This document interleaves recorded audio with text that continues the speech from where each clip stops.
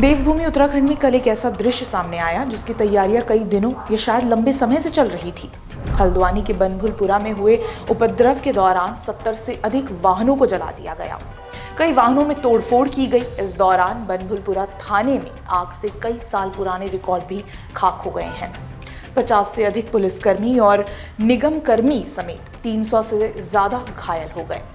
हल्द्वानी में दंगाइयों ने कल जो किया उसका षड्यंत्र लंबे समय से क्यों रचा जा रहा था, इस पर भी हम बात करेंगे। सबसे पहले घटना से जुड़ी कुछ मुख्य खबर। बृहस्पतिवार 8 फरवरी को ये उग्रवाद तब सामने आया जब बनभूलपुरा इलाके में सरकारी भूमि पर बना अवैध मदरसा या मस्जिद को ध्वस्त करने गई पुलिस प्रशासन व नगर निगम की टीम पर मुस्लिम समुदाय ने अचानक से पथराव करना शुरू कर दिया। मुस्लिम समुदाय द्वारा प्रशासन के खिलाफ ये भयावह विरोध प्रदर्शन यही नहीं थमा, बल्कि बनभूलपुरा थाने पर पेट्रोल बम से हमला कर आग लगा दी गई। पुलिस की जीप, जेसीबी समेत कई दोपहिया वाहन फूंक दिए गए। यहां तक कि पुलिस कर्मियों को जिंदा जलाने का भी प्रयास किया गया। पुलिस द्वारा लाठीचार्ज के बाद भी शाम 6:30 बजे तक इलाके में आगजनी व पथराव की घटना ने उग्र रूप ले लिया, जिससे एक एक कर कई पुलिसकर्मी गंभीर रूप से घायल हुए। जिसके बाद आखिरकार मुख्यमंत्री पुष्कर सिंह धामी ने उग्रवादियों के विरोध प्रदर्शन को देखते हुए मौके पर शूट एट साइट का आदेश दिया गया और शहर में कर्फ्यू लगा दिया। इस बीच हमले को लेकर कई पुलिसकर्मियों के बयान भी सामने आए, जिसमें उन्होंने बताया कि स्थिति इतनी भयानक हो गई थी कि हर गली, हर छत से पथराव हो रहे थे, आग लगाई जा रही थी। आप खुद ही सुनिए। हर गली, छतों से भी, घरों नीचे से भी, क्योंकि गलियां घेर ली थी उन लोगों ने, चारों तरफ से गलियां भी घेर ली थी, छतों से भी आ रहे थे। बहुत लगे, बहुत ज़्यादा। हम वहाँ तोड़ने के लिए जैसे पहुँचे तो चारों तरफ से वहाँ रास्ते में भी जा रहे थे हम, जब स्टार्टिंग में तो वहीं से पत्थर मारने स्टार्ट कर देते। बड़ी मुश्किल से फोड़ हमने रोक राख के आगे तक पहुँचे, वहाँ पे जहाँ पे मेन पॉइंट था, जहाँ पे तोड़ना था, तो वहाँ पे पहुँचे तो सब लोग किनारे पे, कोई इस गली से आ रहा है, कोई उस गली से पत्थर मार रहा है। बड़ी मुश्किल से एक गली में रोक रहे थे तो कोई पीछे साइड से आ रहा था। चारों तरफ से हमने घेर लिया। वहाँ टारगेट कौन था?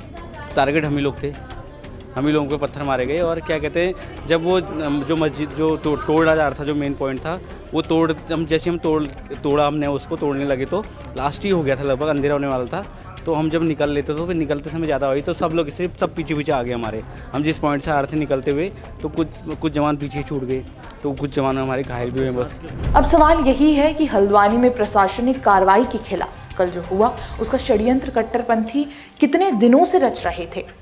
दरअसल प्रशासन की ओर से अवैध भूमि पर हुए निर्माण को ध्वस्त करने के लिए कई दिनों पहले प्रशासन ने नोटिस भी जारी कर दिया था और कुछ महीनों पहले से ही प्रशासन द्वारा उत्तराखंड में मस्जिदों के अवैध निर्माण को ध्वस्त करने की कार्रवाई लगातार की जा रही है। हल्द्वानी में ये सब कब और कैसे शुरू हुआ? बृहस्पतिवार 3 बजे प्रशासन की टीम हल्द्वानी में मलिक के बगीचे पहुंची। वहां लोग अतिक्रमण स्थल पर जुटने लगे। फिर स्थानीय लोगों ने विरोध शुरू किया, जिसके बाद 4:44 पर लोगों ने पुलिस द्वारा लगाए बैरिकेड्स हटाने शुरू कर दिए।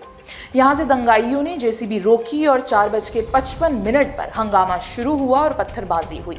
इसके बाद 5:17 पर अतिक्रमण तोड़ने की कार्रवाई शुरू की और तभी उपद्रवियों ने जेसीबी तोड़ी।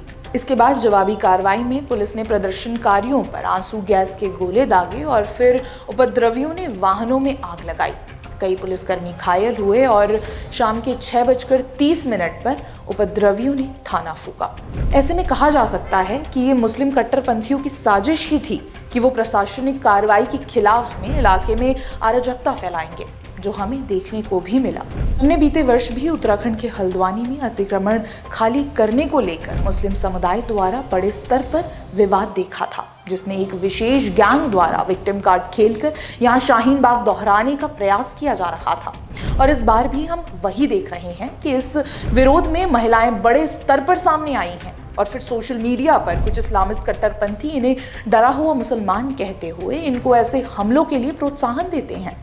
यहाँ केवल शाहीन बाग ही दोहराने का प्रयास नहीं किया गया, बल्कि बीते कुछ समय में जो मेवात और नूह में हुआ, जो 22 जनवरी को मुंबई के मीरा रोड में हुआ, इन सभी हमलों का पैटर्न एक ही है।